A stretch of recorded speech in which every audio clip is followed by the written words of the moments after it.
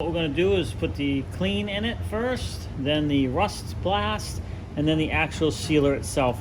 And I'm going to take you through this process, and I do a video of a camera going in this tank beforehand. I'll link that in the description below or up in the corner, and then we'll also do a video after we're done with this. All right, so what you're going to do is pour the clean in.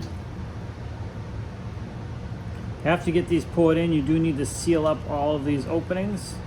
So we will do that. And this is a 1-to-1 mix of hot water, as I mentioned. So I got some hot water here.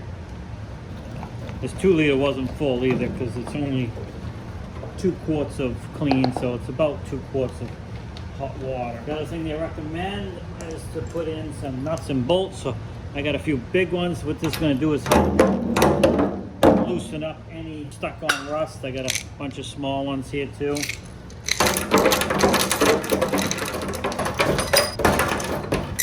Yeah, might as well put them all in. Okay, once that's all in, what you need to do now, seal up all the openings. Multiple ways you can do that. I'm going to use this aluminum tape here because it just really sticks the best. Got all the holes sealed. I got the fill sealed, the sending unit sealed, and then this is the pickup line. I just put some Teflon and some black tape around a bolt. So now what you need to do is basically you're going to shift this tank around on all sides, flipping up the other way, and basically move all those nuts and bolts in this chemical with the hot water all around. And you want to do this quite a bit to make sure you break loose any rust and you get the tank fully clean. So I'm going to spend a few minutes doing that, and then we'll show you where we're at.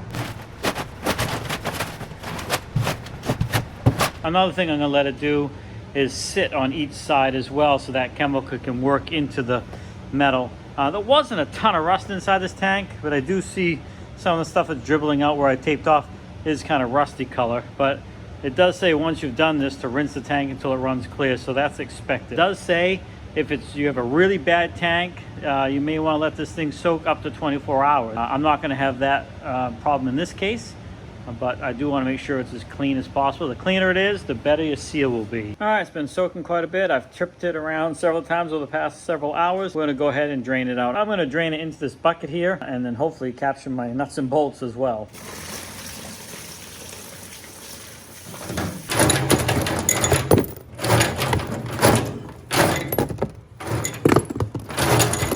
All right, I got it rinsed. I rinsed it probably 5 or 6 times until the water was running clear.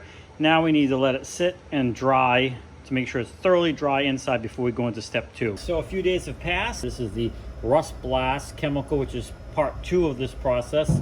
And you pour this in straight, and then you're going to slosh it all around in the tank, rotate the tank. Basically, you want it in there for a half hour to an hour, but keep all the surfaces wet. So every 5 or 10 minutes or so, I'm going to turn the tank to keep everything wet. Once I get it all in, I'm going to seal off this hole here, and then we'll start rotating this thing around. I've poured out all the rust blasts after I've been rotating the tank every 5 minutes for just over an hour. So I kept all surfaces wet. I kept rotating it in both directions, make sure everything was covered and coated, and kept it wet. And now I just removed it all. Now this is reusable, I believe, up to a certain extent. They said you can reuse it. So I'm gonna take this and just set it aside for now. I'm gonna have to rinse the tank out thoroughly, let it dry, and then we'll be able to move on to step 3, and that's actually sealing the tank. Well, the day is finally here where I'm gonna put the final sealer, or the sealer, in the gas tank. I did the cleaning, I did the rust blast, and now it's been 2 or 3 days. The tank is bone dry, and we're going to go ahead and get this sealer installed. And to do this, you just got to mix this up without shaking it. You don't want to shake it or stir it quickly because you don't want to introduce bubbles into the mix. So you just want to gently stir it. It does provide a stirring stick and some gloves for you to do that. I do apologize for any noise in the background. I have the furnace running. I don't want to work in the cold, and you got to have the decent temperature to use this stuff anyway. All right, you can see that's pretty consistent mixture now. Next thing is to get it poured into the tank without making a mess and capping it all off. I don't know how, but so far I was able to pour that in there without getting a single drop on the outside of the can, which is good because I got to tape this opening closed. Second, I'll tape that now. So what we're going to do is first thing to do is rotate it on every single side slowly. Make sure everything is coating on it. Pour it on a few times to make sure. Basically want to get the whole thing inside coated. So I'm gonna do this a couple times to make sure it's coated. And then after that says to do it.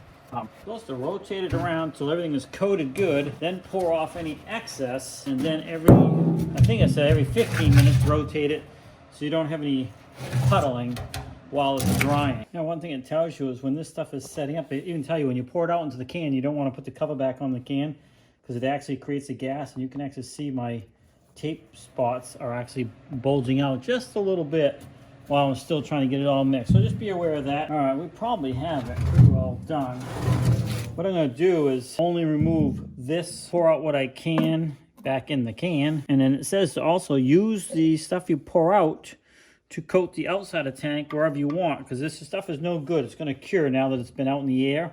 That's how it's designed, so you can't like leave in the can and use any extras for another tank. Patiently, as it said, poured out as much as I could. I got a decent amount there. So you can see I got the whole thing coated. Actually, there was enough to coat the entire outside of the tank as well. This is the bottom. And I'm just gonna every once in a while rotate it, like it said, about every 15 minutes for, I think it said, for about an hour. And then you wanna let it set, thoroughly, I think 72 hours to make sure it's good and cured. But yeah, I think it's looking pretty good. I didn't think I was going to have enough to do the whole outside of the exterior of the tank as well, but I sure did. I made sure to get the seams really good, like it said, underneath there, both sides. So now we just wait for it to dry. What I'm going to do now is take my camera, go on the inside, and show you what it looks like. And to do that, I'm using the OIWAC endoscope camera system. So if you're interested in that, I did a whole video on this camera system back a while, but it does come in very handy. I think it might be easier, but look at that, already right off the bat, the whole inside of this. Now that's the top, and I had this specifically upside down because I didn't want any flaking on the bottom. We're going to go in and clean off that loose stuff there, but more importantly, this is what the bottom looks like now, and the sides all sealed up, looking pretty darn good. Now this tank didn't leak anyway, but doing this to it, I feel a lot better about it. All the way around, everything looks pretty good. I mean, the sides look good. There you have it. Thanks for swinging by Shane's Main Shop. Have a great day. We'll see you in the next video.